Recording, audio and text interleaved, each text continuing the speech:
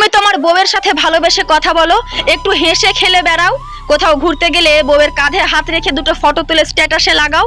বউয়ের হাসি খুশির কারণ তুমি হও। বউকে সুখে রাখো, ভালো রাখো, বউকে ভালো কিছু গিফট দাও, বউকে নিয়ে একটু রেস্টুরেন্টে খেতে যাও, ভালো খাওয়া দাওয়া করো, বউকে নিয়ে সুখে থাকো। দেখবে তোমার সংসারটা ভেঙে যাবে। তবে তোমার সংসারটা তোমার বউ ভাঙবে না, তোমার সংসারটা তখন ভাঙবে তোমার পরিবারের লোকজন।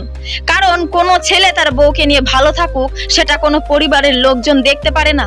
ছেলের সাথে বউ খুশি থাকলে কোনো পরিবারের লোকজন কখনো খুশি হতে পারে না, তাদের সুখ দেখে তারা জ্বলে। সেই জন্য তাদের মধ্যে ঝগড়া লাগিয়ে দেওয়ার সবসময় চেষ্টা করে, তাদেরকে উস্কিয়ে দেওয়ার চেষ্টা করে, যাতে তাদের সংসারে অশান্তি লাগে। হ্যাঁ ভাই, এটাই সত্যি।